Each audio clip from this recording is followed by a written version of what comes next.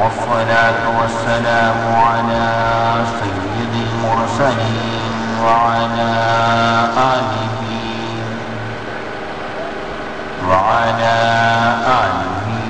وصحبه وأهل بيته أجمعين.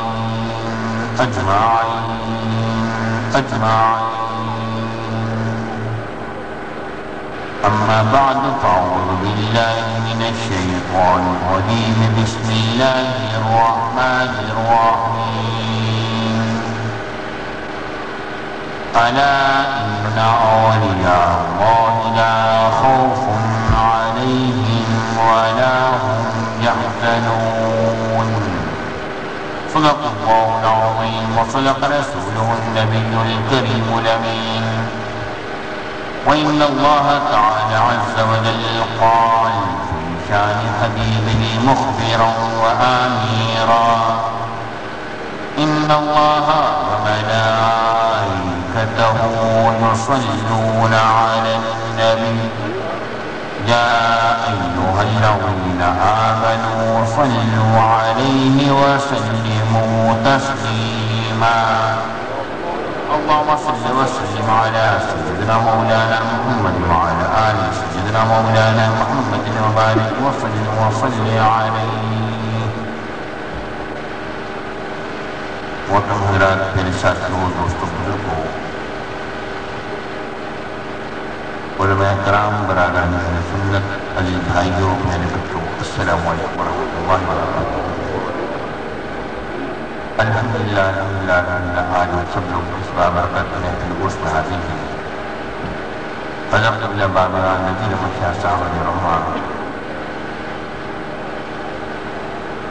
ان لوگوں میں سے تھے جو کہ میرے والد گرامی علیہ رحمہ کو یہاں پر بالخصوص بہاولپور کے شہر سہارا دینے والے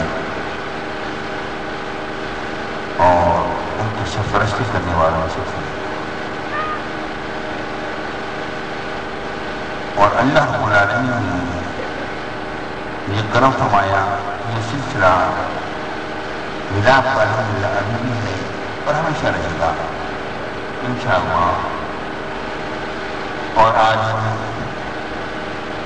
حضرت بابا نذیر احمد شاہ صاحب علیہ رحمہ کی صاحبزادے حضرت قبلہ سید عبداللطیف شاہ صاحب کی اس بابرکت کو اس میں حاضر ہیں، اور الحمدللہ ان کے صاحبزادے جہاں پر صاحبزادگان یہاں پر تشریف فرما ہے، رب کی بارگاہ میں میری دعا ہے اللہ رب العالمین ان بھائیوں سے ان کے دادا کے فیض کو جاری رکھے۔ الحمدللہ انہوں نے وہ طریقہ نہیں چھوڑا جو اسلاف کا طریقہ تھا اور جو بزرگوں کا طریقہ تھا، اور یہ بات ذہن میں رکھیے کہ جب انسان اپنے اسلاف کے طریقوں کو نہیں چھوڑتا ہے تو رب العالمین یقیناً ایک نہ ایک دن ایسا لے کر آتا ہے ان پر اسلاف کے رنگ کو چڑھا دیتا ہے۔ انسان کا کام صرف اتنا ہے کہ وہ اپنی کوشش کو جاری رکھے اور اپنے اسلاف کے نقش قدم پر چلتا رہے، باقی کام اس کا نہیں، باقی رب العالمین کی رحمت ہے جو کہ کب برف ہوتی ہے اور کب ان لوگوں کو اسلاف کے رنگ میں رنگ دیتے ہیں اور اسلاف کی تجلیات ان لوگوں سے ظاہر ہونے لگ جاتے ہیں۔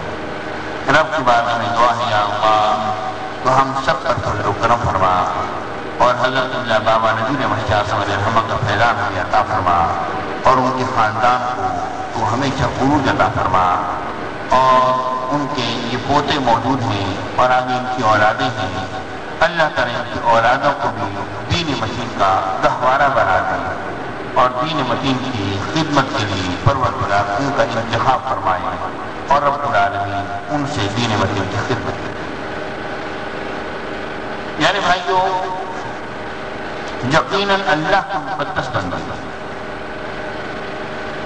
ایسے ہوتے ہیں کہ جنہیں ہم لوگ حقیقتاً پہچان نہیں سکتے، کیونکہ ہماری آنکھیں ظاہر کو دیکھتی ہیں اور حقیقت جو ہے اس تک ہماری نگاہ نہیں پہنچتی. لیکن یہ بات ذہن میں رکھ لیجیے کہ ایک راز ہوتا ہے اللہ کا جو کہ پروردگار جب اپنے کسی مقدس بندے کے سینے میں ودیعت فرما دیتا ہے تو اس کے بعد پھر وہ شخص جو ہے وہ دیکھنے میں عام لوگوں کا سا نظر آتا ہے لیکن حقیقتاً وہ بدل چکا ہوتا ہے. اور اس پر علامہ صاحب روح البیان کی وہ بات مجھے یاد آتی ہے جو آپ نے فرماتے ہیں کہ جب اللہ کے مقدس بندے تجلیات الہیہ میں گم ہو جاتے ہیں اور رب العالمین کا رنگ جس وقت ان پر جس کو کہ صبغۃ اللہ کہا گیا. یہ صبغۃ اللہ کیا ہے؟ یہ اللہ کا رنگ ہے.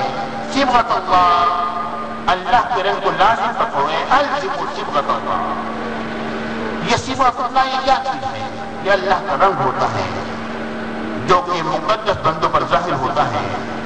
لیکن وہ عام لوگوں کی طرح کھاتے پیتے ہیں، چلتے پھرتے ہیں، اٹھتے بیٹھتے ہیں، سوتے جاگتے ہیں، لیکن حقیقت بدل چکی ہوتی ہے اور لوگ ان کے اندر اس گہرائی تک نہیں پہنچ پاتے ہیں اور ان کو ایک عام شخص کی طرح سمجھنے لگتے ہیں. لیکن یہ بات ذہن میں رکھ لیجیے کہ اللہ کا کرم جس پر برس اٹھتا ہے اور جس پر رب العالمین کی نعمت چھا جاتی ہے وہ شخص ہے وہ اللہ کی نعمتوں میں سے ایک نعمت بن جاتا ہے اور آیت میں سے آیت بن جاتا ہے اور برہانوں میں سے برہان بن جاتا ہے اور حجت میں سے حجت بن جاتا ہے اور دلیلوں میں سے دلیل بن جاتا ہے. وہ اللہ کی طرف سے زمین پر چلتی پھرتی اس کی ایک نشانی اور دلیل بنتا ہے. لیکن ہم نے اس حقیقت کو نہ پایا. ہم نے اپنے اسلاف کو اپنے سامنے پایا تو ہم نے ان کو اپنی طرح کا ایک شخص جانا اور اس کے بعد جب وہ گزر گئے اس کے بعد پھر جس سے ان کے اندر کے راز جو پنہا تھے ان میں وہ جب ظاہر ہونے لگے تو پھر ہم نے سوچا کتنی عظیم نعمت کو ہم نے اپنے ہاتھوں سے کسی طرح جانے دیا اور اس سے ہم نے صحیح طور پر فیض نہ پایا. پیارے بھائیوں یہ بات اہم رکھ لیجیے کہ اللہ تعالیٰ کے مقدس بندے ہر زمانے میں موجود ہوتے ہیں.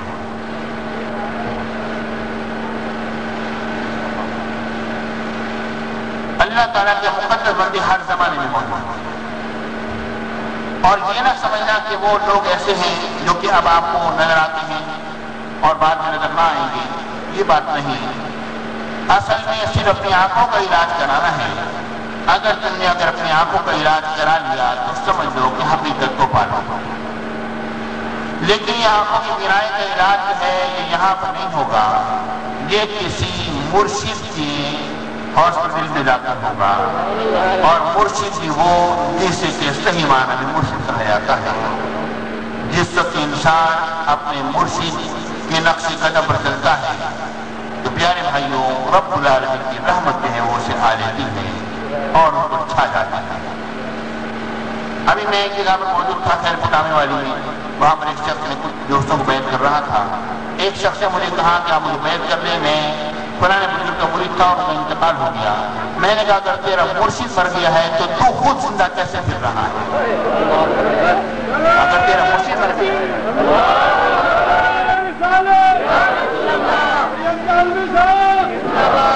میں نے کہا اگر تیرا مرشد مر گیا تو زندہ کیسے پھر رہا ہے؟ خدا کی قسم مرشد نہیں مرا کرتے. ان کی روحانیت ہمیشہ زندہ رہتی ہے اور اللہ رب العالمین ان لوگوں پر کرم فرماتا ہے جو کہ ایک در پہ ہو کے اس کے دامن کو مضبوط رکھتے ہیں.